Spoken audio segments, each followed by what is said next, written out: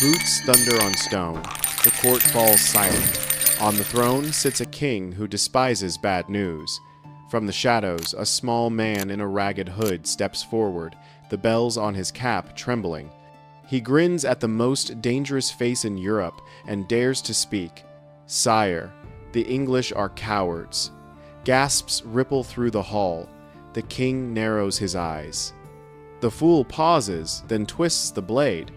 "Cowards, because they lacked the courage of your sailors, who leapt bravely into the sea and handed them your fleet." Laughter erupts. The king exhales. His head is spared. But why would anyone risk death for a joke? And how did fools become the only ones allowed to tell kings the truth? Stay with me by the end. You'll never hear a jingle bell the same way again. Jesters did not appear out of thin air. Long before medieval courts, the Roman world had traveling comics and stage clowns, loud costumes, sharper tongues. When emperors tried to stamp actors out as corrupting, performers scattered, carrying their tricks across Europe. Add to that the fact that every culture seems to invent its own licensed truth-teller. China had the cutting wit of Shen Jianfu. India had court wits who teased power without losing their heads. And you get a simple truth. People everywhere need someone brave enough to mock the powerful and survive the laugh. In medieval Europe, the word jester covers a wide field. Some were minstrels and gleeman singers, storytellers, jugglers, acrobats who moved from town to town and sold a show wherever a crowd would stand still. Others were elite hires, steady pay, a bed at court, a name on the payroll, and a boss with a crown. The labels changed with languages. Jongleurs and troubadours in France, minnesingers in Germany, Scops in England, Skalds in Scandinavia, bards in Ireland. Whatever you call them, they were the medieval timeline in human form: news, satire, songs, and gossip on two legs. What made the job special wasn't just talent, it was permission. Most people in a court learned to speak carefully around a ruler who could end your life for a badly chosen word. The fool was different. He had the jester's privilege to say the harsh thing in a safe way, to turn a failure into a joke so the truth could pass the guards of pride. That is why kings kept them, not only for laughter, but for courage by proxy. When fear shuts mouths, a fool's tongue keeps the realm honest. But no one gets that power without risk. A good fool needed a strong head and a stronger memory. Epics, bites of news, ribald rhymes, names, and scandals filed away for the exact right moment. He needed to read a room like a priest reads a soul. He needed to improvise when the mood of a lord turned like the wind. The skill set reads like a modern resume. Comedic timing, music, dance, juggling, acrobatics, ventriloquism, puppetry, sleight of hand, and storytelling. And one more: tact. The ability to vanish the second the smile fades. People think every jester was a born comic. Many were, some weren't. Medieval sources talk about two kinds of fools. There were natural fools, people with disabilities or unusual appearance who were taken into rich households because their difference drew attention and, cruelly, laughs. Families too poor to care for a disabled child sometimes agreed to place them at court. In return came a bed, food, and clothing until they weren't amusing anymore. Then charity could turn to cold dismissal. It's a dark truth inside the glitter of bells. Then there were artificial fools, licensed performers who acted the part. They might be ex-monks with quick tongues, village wits who got spotted at a fair, or clerks who learned they could live by their jokes. Social class didn't lock them out. In a world where a blacksmith's son became a blacksmith, a jester could come from anywhere, so long as he could make anyone laugh. Let's drop you into a court day. The hall smells of tallow, wine, and nerves. A petition runs long. A diplomat drones. Eyes glaze. The jester sidles in, bells muttering at his elbow. He aims a joke like an arrow, not at the king, but near him close enough to sting, not enough to bleed. If the room laughs, the message lands. If the king laughs, the message matters. Would you dare tell your boss a joke about his biggest mistake in front of everyone? That was Tuesday for a medieval fool. The costume did half the work. Early on, some fools shaved their heads smooth and wore donkey ears to underline the joke, "I am the animal who brays truth." Later, the look settled into iconography, the soft hood with 3 points and bells, the cap and bells we picture today. A jester often carried a marotte, markter, a little scepter with a grinning head that matched his own hood, a puppet mirror he could consult for permission to say something dangerous. Motley the coat in violent, mismatched colors announced chaos at the door. It said, "I belong to no faction, so I can hit them all." Props turned the stage into a playground. A wooden sword made the harmless threat. An inflated bladder on a stick rattled like a drum full of peas slapstick, in the literal sense. Some carried a padded club, some wore a belt full of tiny bells, so a joke arrived a second before they did. Presentation mattered because the job was not just words, it was rhythm and surprise. If you think they only danced and joked, listen to the battle stories. Jesters could end up as messengers riding between armies under the flimsy tradition that fools are safe. Sometimes they were safe. Sometimes the proverb failed. When tempers burned hot and terms of surrender ran cold, a furious captain might make his reply with a catapult, shooting the messenger made literal and lethal. And then there was Taillefer, a Norman jongleur at Hastings. The French were tiring. The English shield wall held. Taillefer took a horse, sang the Song of Roland, and juggled a sword in front of enemy lines. One Englishman broke rank to stop the mockery. Taillefer cut him down, then charged and died. Did that moment win the battle? No one can prove it. Did it stiffen Norman spines and rattle English hearts? Enough people believed it that the story outlived every soldier there. A clown became a war cry. Power wasn't always physical. Take Roland the Farter, court jester to Henry II. His signature Christmas trick, a jump, a whistle, and a fart at the same time, earned him not just applause but land, a 30-acre manor. It sounds obscene. It is also a data point about how much kings valued someone who could command a room. If you're judging, fair enough.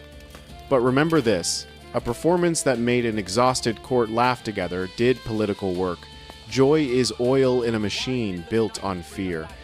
Or meet Rahir, a witty courtier of Henry I who fell ill on pilgrimage and came home changed. He founded St. Bartholomew's Hospital in London, charity born from comedy, crossed the world to China. Shen Zhenfu joked that even the rain feared imperial taxes during a drought. The emperor laughed, then cut taxes. In Germany, Klaus Narr folded moral parables into jokes.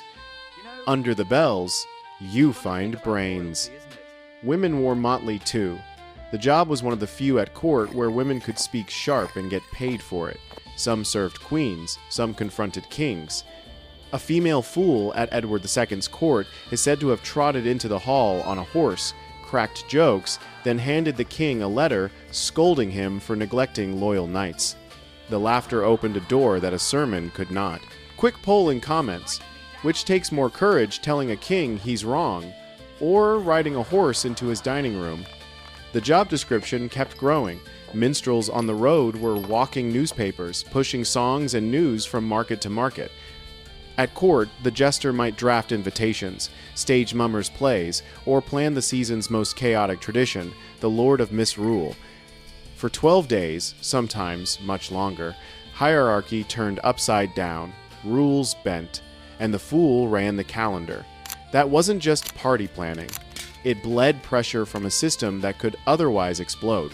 With privilege came edge cases and cruelty. Many natural fools were kept like pets, protected, used, then discarded. Some artificial fools misread a room and paid with their positions, or worse. Royal favor could feel like armor and turn to ice in an instant.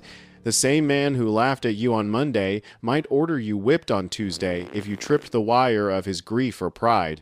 The flip side is the protection truth needs. A monarchy surrounded by flattery starves on lies. A fool could break the fast. Look again at the famous line from the French court after Sluis. Cowardly Englishmen, too timid to leap into the sea like your brave sailors. It is an insult wearing a clown nose. It worked because it spared the king's ego while driving the truth home like a nail. That's the job. Aim the joke so it lands with medicine inside. What did a career path look like? Unpredictable. A jester might start as a street act and get noticed by a lord. He might inherit a place because his master couldn't do without a daily laugh. He might be paid in coin or in land rare, but real in livery, in food, in the invisible currency of access and influence. Some parlayed that access into favors for friends and kin. When a fool asked for a pardon or a purse for a poor widow, a king could pretend he was indulging a joke while quietly doing justice. Traveling entertainers carried their own economy. They needed patrons, protection on dangerous roads, and a network of inns and halls that would swap a bed for a ballad. They competed with each other and sometimes with towns who regulated performance to keep order. They could be loved one day and chased the next if the wrong rumor followed them through a gate. The costume changed with time, but it kept its meaning. Early shaved heads and donkey ears softened into the cap with 3 tails and bells, a visual pun on ears and a rooster's comb. The motley tunic shouted nonconformity in colors. Bells stitched at wrists and hems turned movement into music.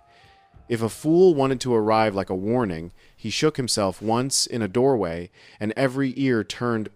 Let's ground this in a few more moments that make the job real. Picture a winter night. A king broods over a failed campaign. His ministers tell him what he wants to hear. The fool sits on the step, carving little faces in a stick with his knife. He looks up and says, "Sire, I have carved your enemies." The king snorts. The fool drops the stick into the fire. The faces curl and blacken.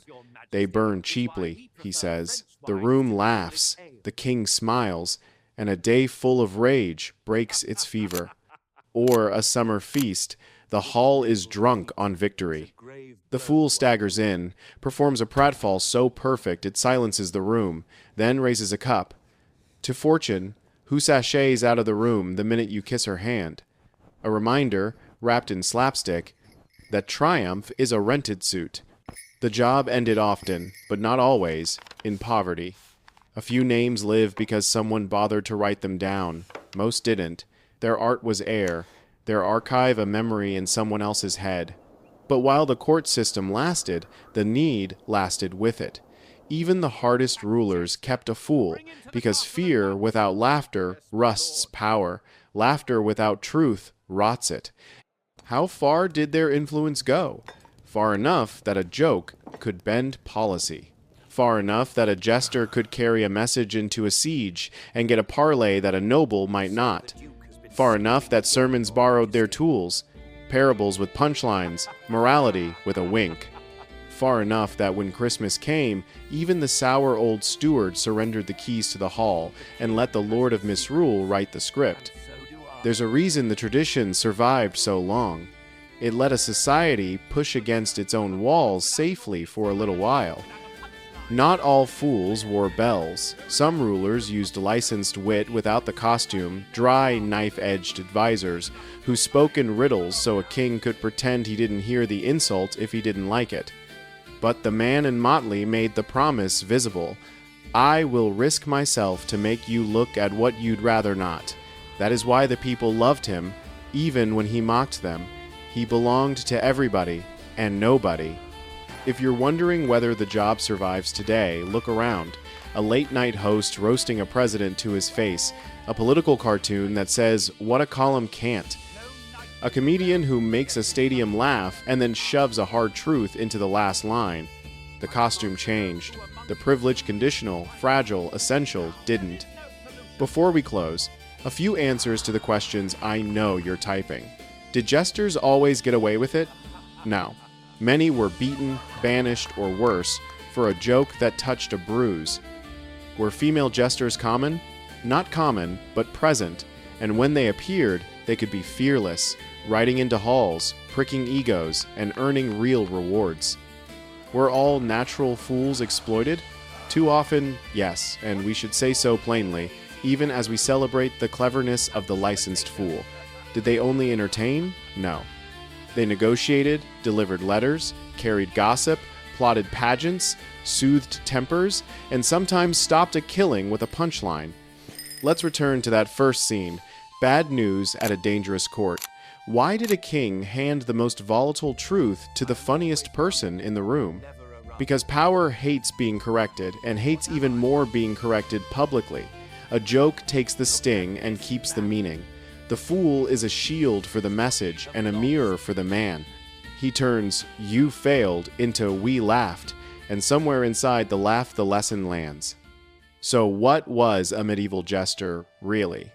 A pressure valve, a news feed, a safety razor for royal pride, a bridge between the people and the throne. He danced, yes.